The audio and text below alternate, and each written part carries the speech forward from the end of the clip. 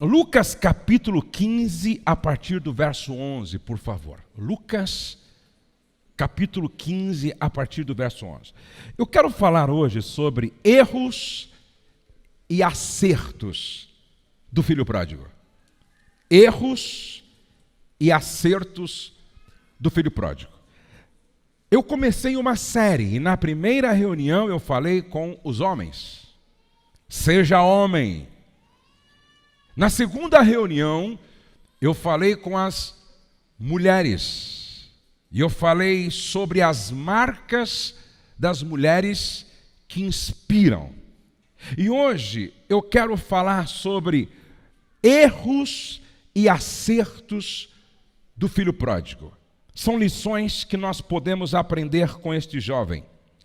No verso 11 do capítulo 15 do Evangelho segundo Mateus, segundo Lucas, nós lemos: continuou, certo homem tinha 2 filhos. Certo homem tinha 2 filhos. O mais moço deles disse ao pai: Pai, dá-me a parte dos bens que me cabe. E ele lhes repartiu os haveres. Passados não muitos dias, o filho mais moço, ajuntando tudo o que era seu, partiu para uma terra distante e lá dissipou todos os seus bens, vivendo dissolutamente. Deixa a sua Bíblia aberta aí, não feche a sua Bíblia. Inclusive, eu estou aconselhando todos a ter uma Bíblia de papel, até para facilitar você riscar, marcar, escrever, ok? Então vamos lá. Nós paramos no verso de número 14. Depois de ter consumido tudo, sobreveio aquele país uma grande fome e ele começou a passar o quê? Necessidade. Começou a passar necessidade.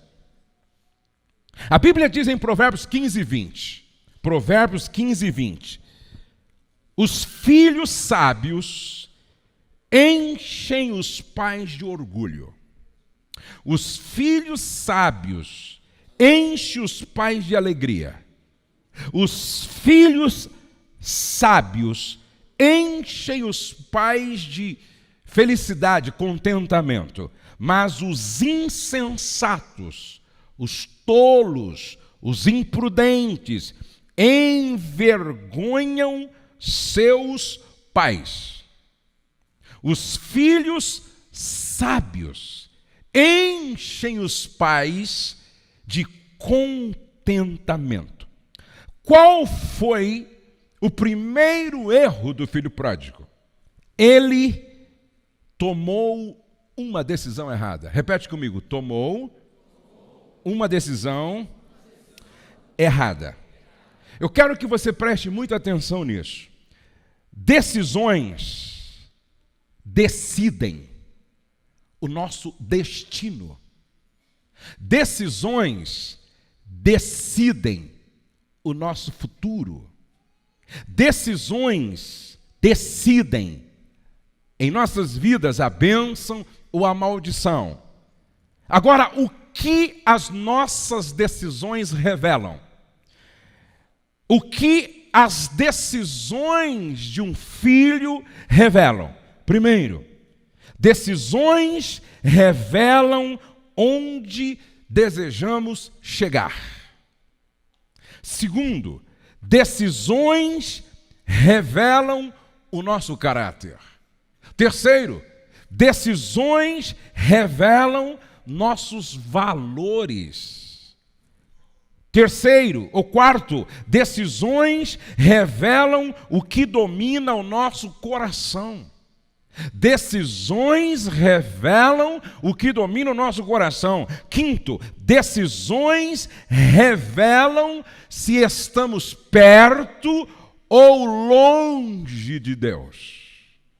Então, decisões revelam onde queremos chegar, o nosso caráter, os nossos valores, o que domina o nosso coração e se nós estamos perto ou longe de Deus. Agora a pergunta é: por que o filho pródigo errou na sua decisão? Por que o filho pródigo errou na sua decisão? Veja o que está em Provérbios 15, 22. Provérbios 15, 22. Quem recusa bons conselhos tem seus planos fracassados. Quem recusa bons conselhos tem seus planos fracassados, mas quem os aceita verá seus projetos saírem do papel e eles serão bem-sucedidos. Olha o que está em Provérbios 15, 31. Quem ouve os bons conselhos viverá bem. Você quer ter uma vida profissional boa? Você quer ter uma vida conjugal boa? Você quer ter um futuro abençoado? Olha só, quem ouve os bons conselhos viverá bem e será como um convidado de honra entre os sábios. Ou seja, quem sabe ouvir os bons conselhos faz sua morada com os sábios. Primeiro, o filho pródigo não consultou a Deus. O filho pródigo, para sair de casa, não consultou a Deus. Olha o que diz em Provérbios 15, 32. Quem faz pouco caso da disciplina será um nada, mas quem obedece à vontade de Deus ficará mais sábio. Quem faz pouco caso da disciplina será um nada. Aí diz assim, mas quem obedece à vontade de Deus ficará mais sábio. Ele não consultou a Deus. É interessante que eu vejo algumas pessoas decidindo e perguntam para todos, menos para Deus. Perguntam para a mãe, perguntam para o pai, perguntam para o amigo, perguntam para a colega, mas não pergunta para Deus. E a Bíblia diz que a vontade de Deus é sempre boa, perfeita e agradável, e quem a faz permanece para sempre. Segundo, o filho pródigo não ouviu seu pai. Ele não ouviu o seu pai. E olha o que a Bíblia diz em Provérbios 15, 5. Quem não dá ouvido ao que diz seu pai é insensato, mas quem aceita a correção tem bom senso. Quando a Bíblia diz em Efésios capítulo 6, honra teu pai e tua mãe, para que te vá bem. Honrar é ouvir e obedecer. É ouvir e obedecer, para que te vá bem e tenhas longa vida sobre a terra. Terceiro, o filho pródigo não buscou orientação com um mentor. O filho pródigo não buscou orientação com um mentor. O que é um mentor? É alguém que já chegou aonde você quer chegar. Por exemplo, o Felipe. Felipe está aí? Não o Felipe, meu genro. Ah, o outro Felipe lá. Isso, é o Felipe loirinho lá. O Felipe chegou para mim outro dia e disse, pastor, eu quero ter assim um ministério que nem o seu, focado em família. Aí então eu perguntei para a noiva dele, namorada dele, ele está te tratando bem? E aí ele viajou comigo. E aí ele ficou me perguntando tudo o que é necessário para ter um casamento interessante, uma família saudável, uma relação sustentável. Ou seja, ele está consultando o mentor que já chegou aonde ele quer chegar. A Damiana está aí? A Damiana, antes de começar a namorar, ela foi lá na minha sala, pastor, o senhor tem 10 minutos? Eu disse, pois não, Damiana. E ela disse, Olha, eu estou pensando assim. O que o senhor acha? O que o senhor me orienta? O que o senhor me diz? Como é que eu devo fazer?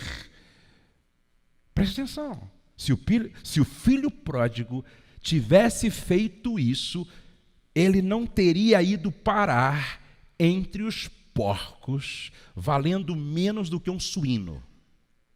Não. Sua história seria outra. E se os filhos fizessem isso, as decisões seriam mais acertadas. Preste atenção. Ele não consultou o mentor. Número 4, ele decidiu influenciado por pessoas erradas. Sabe por quê? Nenhuma decisão que tomamos é sem estar debaixo de uma influência. Vou repetir. Nenhuma decisão que tomamos é sem estar debaixo de uma influência. Pastor, mas eu tomei essa decisão e eu não fui influenciado por ninguém. Que filmes você assistiu? Quais são as novelas que você assistiu? Que tipo de música você ouviu? Músicas me influenciam nas minhas decisões. Filmes me influenciam nas minhas decisões. Novelas me influenciam nas minhas decisões. Preste atenção. Debates que eu ouço na televisão me influenciam nas minhas decisões. Por exemplo, a gente decide para quem votar assistindo horário político na televisão. A gente decide para quem votar ouvindo pessoas no cabeleireiro, no dentista, na antessala do consultório médico. Ou seja, nós estamos sendo influenciados. Agora, o problema é quando a gente decide debaixo de uma influência maléfica, maligna, porque estamos ouvindo pessoas erradas. Olha o que diz Salmo capítulo 1, verso 1. Bem-aventurado é aquele que não anda no conselho dos ímpios, não se detém no caminho dos pecadores, nem se assenta na roda dos escarnecedores. Eis a razão porque a Bíblia diz: as más companhias corrompem os bons costumes. Ouvi uma história de uma mulher que era fiel ao marido, uma mulher que era honesta, uma mulher que era uma boa esposa, mas ela frequentava um ambiente onde a maioria das mulheres traíam os maridos. Cada uma contava a sua história de aventura. E ela gostava de ouvir isso. Ela voltava lá, não sei que reunião que era, se vendiam alguma coisa, se era algum salão de cabeleireiro, manicure, pedicure, sei lá. Era um lugar onde a mulherada se reunia lá. E nessa conversa com as mulheres, uma contava: saí ontem com um cara e tal, não sei o quê. Na outra semana ela gostava. A outra dia eu saí também com um cara. De tanto ouvir as aventuras de infidelidade das suas amigas, um dia ela decidiu ter a mesma experiência. Ou seja, ela tomou uma decisão debaixo de uma influência, porque ouviu pessoas erradas, uma influência maligna. E a pergunta que fica é: quais são as pessoas que estão te influenciando, moça? Quais são os rapazes que estão te influenciando, rapaz? Na escola onde você estuda, quais são as pessoas com as quais você anda?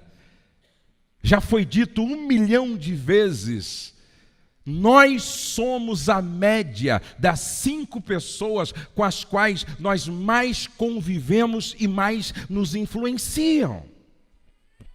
Eu costumo dizer o seguinte: na mesa que você se assenta, você tem que ser o pior de todos. Não sei se vocês me entenderam.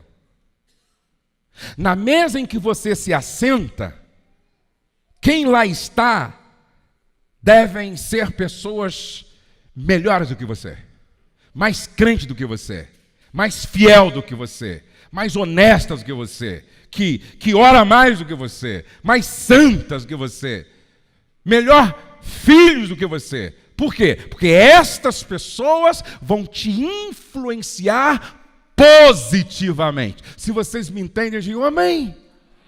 Se você vive se assentando em uma mesa frequentada por gente que mente, que não respeita a autoridade, que caminham longe de Deus, que não oram, que não tem nenhum compromisso com a igreja, essas pessoas vão te influenciar não positivamente, mas negativamente.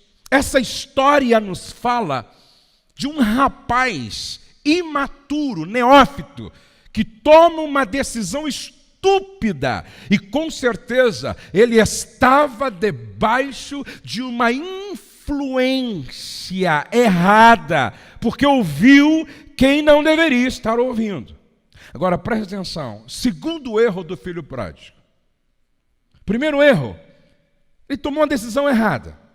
Segundo erro, ele não soube ser grato ao pai.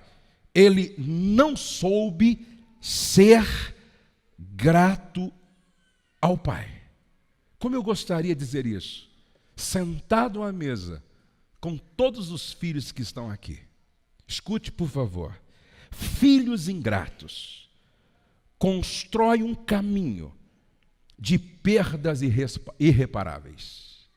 Filhos ingratos constroem um caminho de perdas irreparáveis. Olha o que diz a Bíblia em Lucas 15:16. Lucas, capítulo 15, verso 12. Ele está em casa, sentando a uma mesa farta, sendo assistido por empregados, protegido, acolhido, amado. Verso 16. Ele chegou a passar tanta fome que teve vontade de comer a lavagem dos porcos. Preste atenção. Ele chegou a passar tanta fome que teve a vontade de comer a lavagem dos porcos. Veja que no capítulo de número 15, verso 11, 12, 13, ele está no melhor lugar em que ele poderia estar. Ele está sendo protegido, assistido, alimentado, amado, abraçado. Mas no capítulo 15, verso 16, ele está em um chiqueiro de porcos, passando tanta fome, que ele tem inveja do porco. Porque o porco tem o que comer, mas para ele ninguém dá nada. E como é que ele construiu esse caminho? Ele não reconheceu o valor de tudo que o Pai fez por ele. Amados, preste atenção. Nada talvez provoque mais a ira do coração de Deus do que atitudes de ingratidão. Nada perturba mais o coração de Deus do que atitudes de ingratidão. Eu tenho 3 filhos, por isso eu sei quanto custa um filho.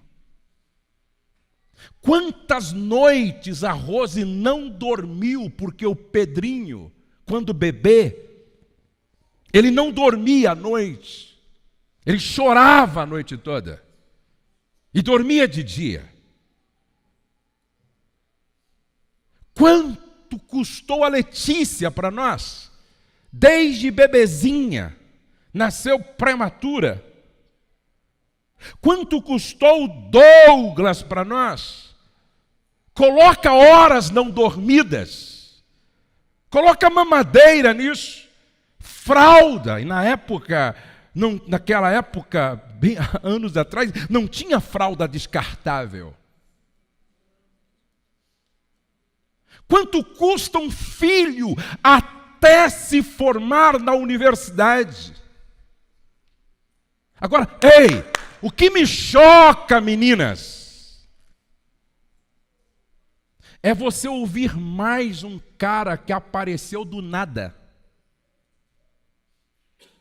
que não investiu nada em você, e você ouve mais a ele do que seu pai. Você ouve mais a ele do que sua mãe. O cara não te pagou nenhuma pizza. Você que paga para ele. Ele não investiu nada em você. Por isso que paixão é demência temporária. Aí fica apaixonada. Eu tenho o direito de ser feliz. O que meu príncipe encantado falar, eu faço.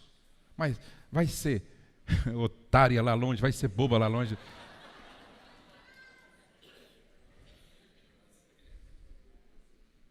O que esse rapaz investiu em você? O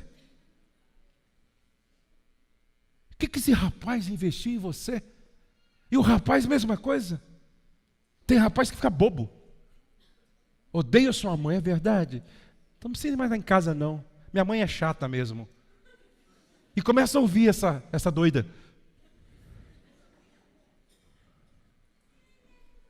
Quem você deve ouvir é quem investiu a vida em você. Amém, queridos? Quem você deve dar ouvido é quem pagou um alto preço por você. E sabe a quem você deve ouvir? Quem diz assim: respeita a tua mãe, honre o teu pai. Menina, se você encontrar um cara que disser assim: respeita a tua mãe, honre o teu pai, abraça esse anjo e não deixa ele escapar. Porque um rapaz que ajuda a menina que nele está interessada a honrar pai e mãe, vale o investimento. O contrário também é verdade. Se você encontrar uma menina, rapaz, que diz assim: ouça o teu pai, honra a tua mãe, são figuras de autoridade sobre a sua vida. Nós só estaremos debaixo da bênção se nós honrarmos os nossos pais. Por isso, se os teus pais falarem, eu também me submeto. Essa é a menina que vale o investimento. Se vocês me entendem, digam amém. Preste atenção. Que o filho pródigo não soube ser grato ao pai. Filhos ingratos constroem um caminho de perdas irreparáveis. Filhos ingratos são capazes de desejar a morte dos pais. Se não preste atenção, o filho pródigo pede a herança antes que o pai, com o pai vivo, pede a herança com o pai vivo. E naquele tempo, a herança só era repartida depois que o pai morresse. Um filho que pedisse a herança com o pai vivo, sabe o que ele estava dizendo? Eu quero que você morra. Eu não vejo a hora que você morra. Eu não vejo a hora que você desapareça da minha vida. Filhos ingratos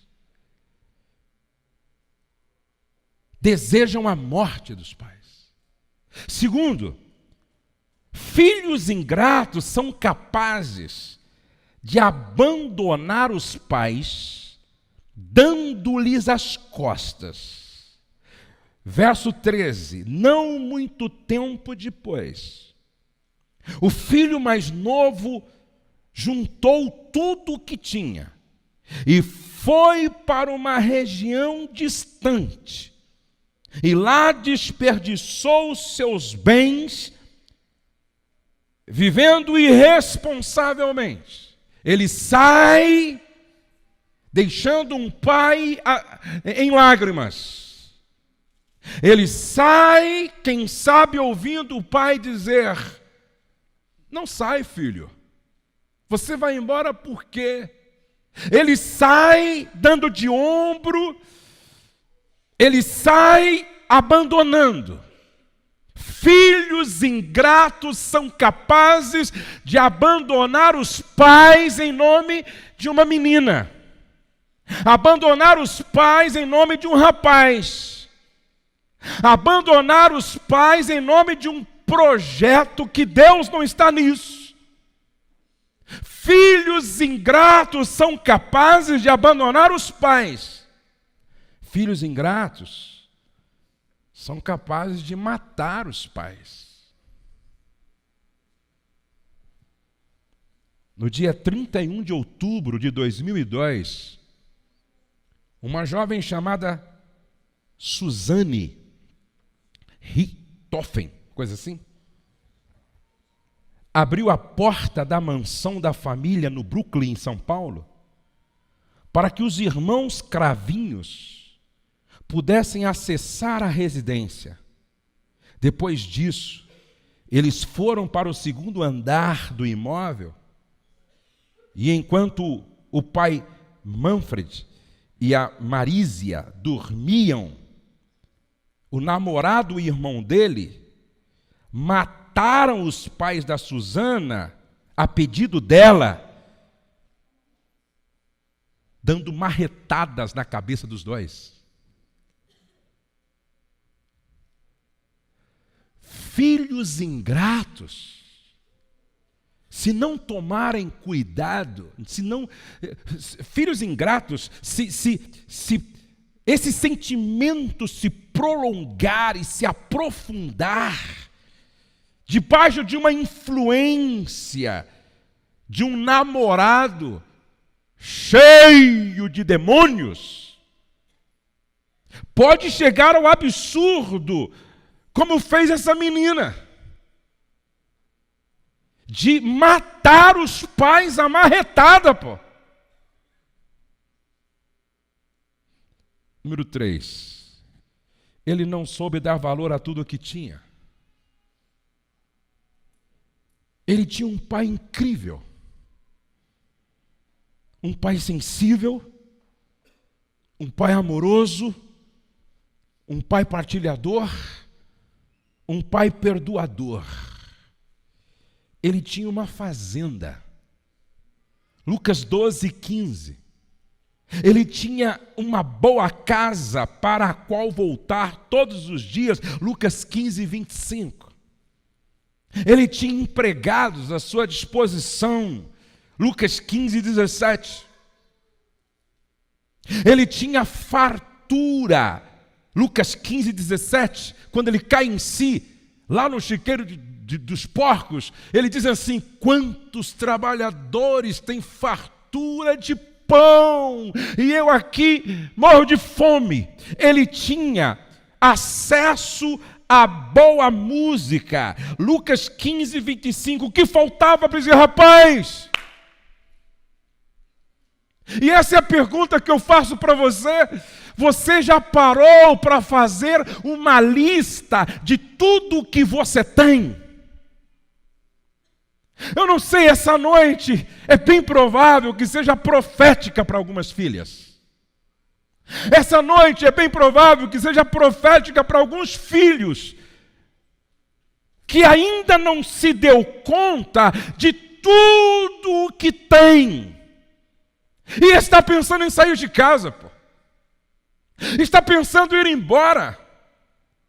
Mal sabem estes que longe da casa O que poderá, no fim da linha, sobrar é um chiqueiro cheio de porcos.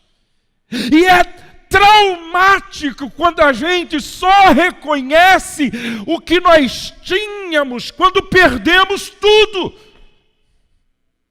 É traumático. Quando a gente reconhece o valor do que a gente tem, quando a gente perde tudo. Agora presta atenção, ele tinha um pai incrível. Você já parou para pensar no pai que você tem? Na mãe que você tem? Ele tinha um pai. Ele tinha uma mãe.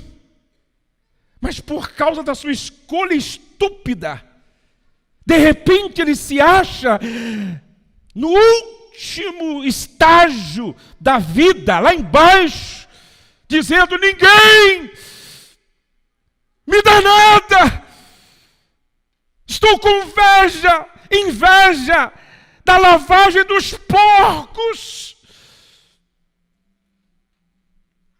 Presta atenção, ele tinha uma fazenda, agora está descalço, sem anel, mal cheiroso. Ele tinha uma boa casa, ele tinha empregados, ele tinha uma fortuna, uma fazenda, ele tinha acesso a boa música. O que ele ouve agora é porco rosnando, rosnando, rosnando.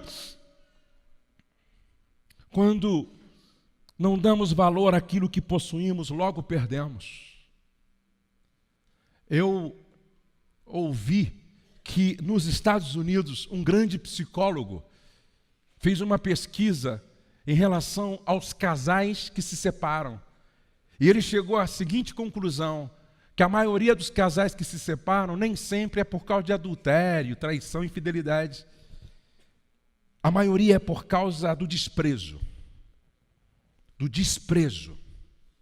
E olhe para cá, na Bíblia, toda vez que você ler desprezou, o verbo desprezar, em seguida você vai ler o verbo perder. Querem ver? Esaú desprezou o seu direito de primogenitura, perdeu para Jacó. Golias desprezou Davi, perdeu para Davi. Davi o matou, cortou a cabeça, acabou Golias.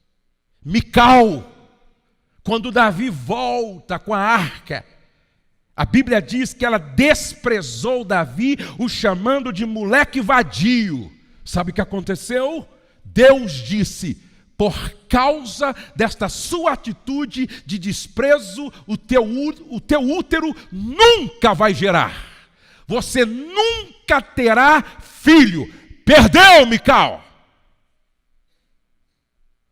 Toda vez na Bíblia que você encontra alguém desprezando na frente, você encontra a história toda dizendo: perdeu. O filho pródigo desprezou o pai, perdeu tudo, perdeu a herança, perdeu a fazenda, perdeu tudo, perdeu a dignidade, perdeu o valor próprio. Preste atenção. Será que Deus não trouxe você aqui para dizer: desperta, tu que dormes? Quem tem ouvido, ouça o que o Espírito diz à igreja. Valorize teu pai, valorize a tua mãe, valorize a tua cama. Se você for agora, lá onde estão os criminosos, os ladrões,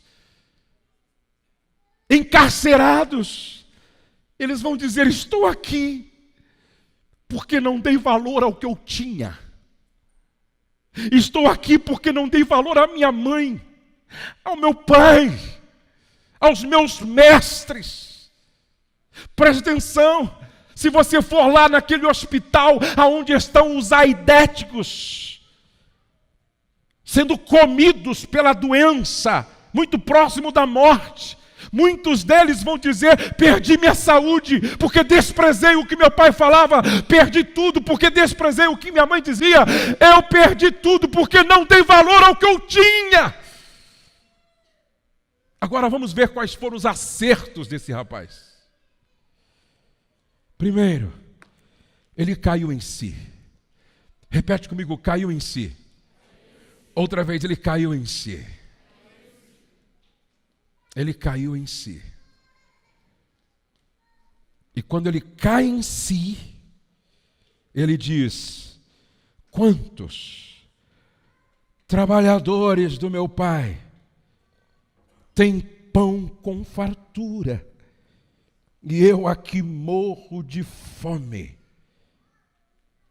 Segundo, ele tomou uma decisão acertada. Diga: decisão acertada.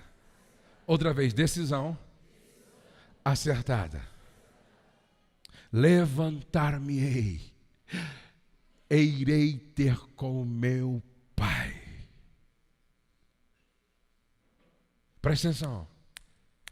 Levantar-me-ei, e irei ter com meu pai, e dir-lhe-ei: Pai, pequei contra o céu e diante de ti.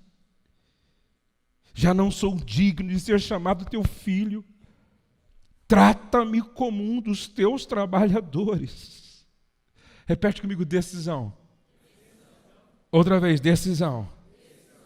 Decide o meu futuro, o meu destino. Aí ele diz assim: levantar-me-ei e irei ter com o meu pai. E no verso 20, e levantando-se.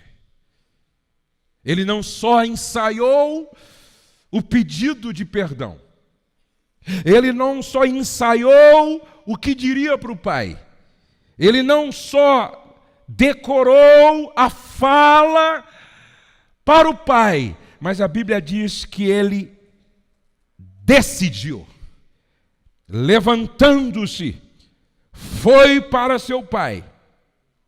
Levantando-se, foi para o seu pai.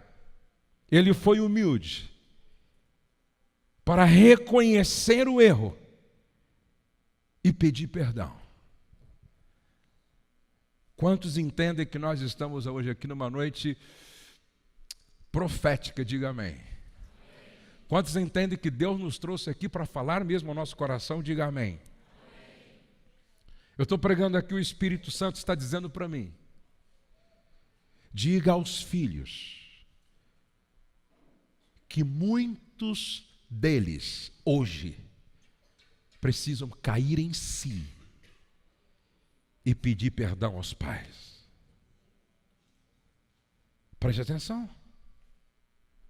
Diga aos filhos que muitos deles precisam cair em si e pedir perdão aos pais, porque não estão honrando os pais como deveriam, não estão sendo gratos aos pais como deveriam, não estão dando valor a tudo o que tem como deveriam, não estão sendo sábios como Deus espera que eles sejam. Então esta não é uma noite qualquer, esta é uma noite em que Deus quer converter o coração dos filhos aos pais, para que estes filhos jamais trilhem o caminho do filho pródigo, para que estes filhos jamais trilhem o caminho da maldição, da perdição e da desonra, para que estes filhos não tenham vida curta e miserável, mas para que estes filhos tenham vida longa e debaixo da bênção de Deus. Vamos ficar de pé.